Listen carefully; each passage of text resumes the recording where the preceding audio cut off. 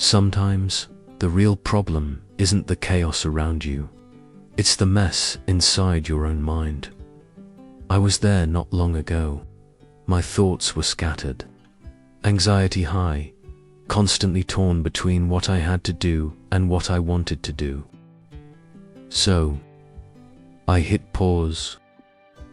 I only gave myself 7 days to reset everything.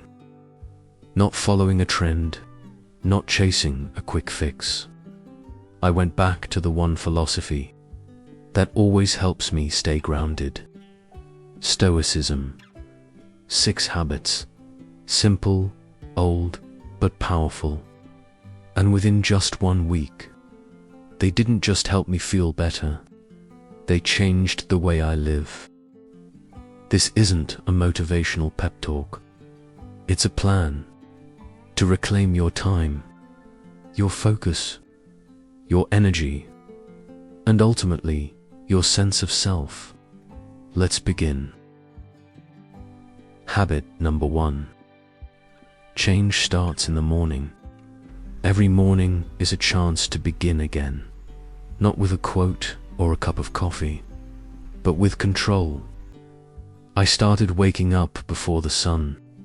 No phone, no messages, no scrolling.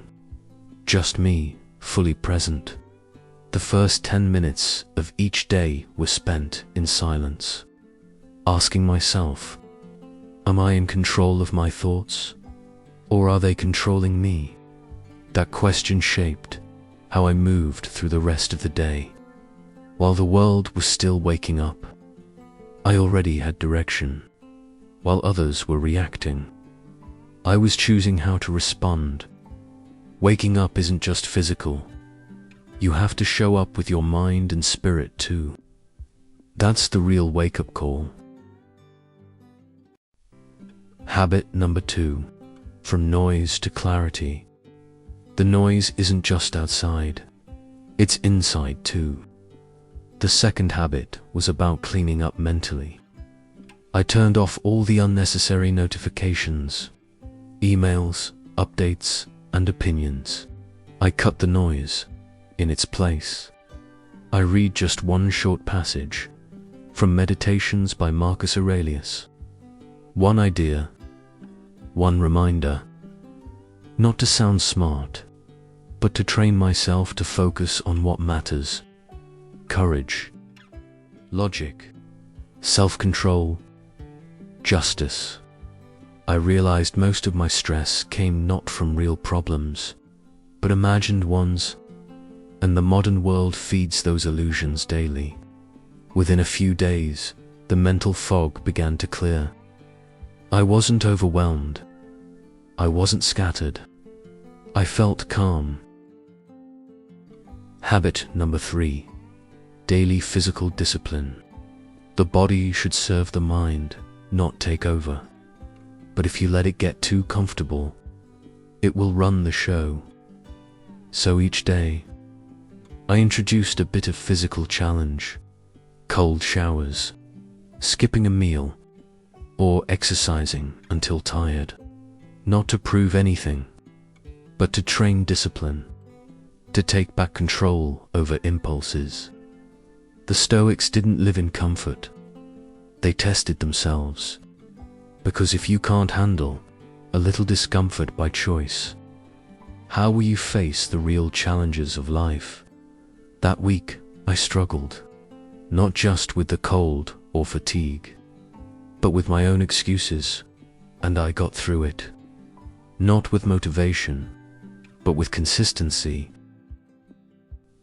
Habit number 4. Time is sacred. Every morning, I reminded myself, time isn't something we're given. It's something that's slipping away. We live like we have endless tomorrows, but each day is a one-time withdrawal from our life's bank account. So I started treating time like the precious thing it is. No more vague plans. No more waiting for the perfect moment. Each day I asked, what am I doing with the time I have today? Does it match the person I want to become? It wasn't just about being productive. It was about being honest with myself. Seneca said, "It's not that we have too little time, but that we waste so much of it." And it's true. Once I started honoring time, I stopped wasting it and started living like I mattered. Habit number 5. The evening check-in. At night, I had a quiet check-in with myself. No distractions, no background noise. Just one question. What did I do today that I'm proud of? What did I do that I'd like to do better? This wasn't about guilt. It was about structure, looking at my day with clarity, not emotion. Very quickly, I began to notice things I'd ignored. The little lies I told myself, the time I wasted, the moments when I wasn't true to my values. This habit revealed where my discipline was slipping, where I was reacting instead of thinking. But most importantly, it got me back on track. Every night, I replaced illusion with honesty, fantasy with facts, and that alone shifted my entire path forward. Habit number 6. Speak less, do more. The last habit. Intentional silence. Not to avoid people, but to be more mindful. Before speaking, I ask myself, does this need to be said? Does it need to be said now? Am I the right person to say it? Most of the time, the answer was no. So I spoke less and listened more. I paid attention instead of trying to be heard. I realized restraint isn't weakness. It's a deeper kind of strength. Zeno, the founder of Stoicism, once said, "We have 2 ears and 1 mouth, so we should listen twice as much as we speak." And by the end of the week, people noticed, not because I was louder, but because I was more grounded. Stillness speaks louder than noise ever will. Conclusion. 6 habits, 7 days, a permanent shift. Not because I changed the world, but because I changed the way I think, move, and live. Life will always be chaotic. You can't stop that, but you can prepare for it. And that's what Stoicism offers. A simple, daily structure to face life with clarity and strength. These habits aren't for people who want to seem strong. They're for those who are ready to stop pretending, to stop drifting, and to come back to themselves.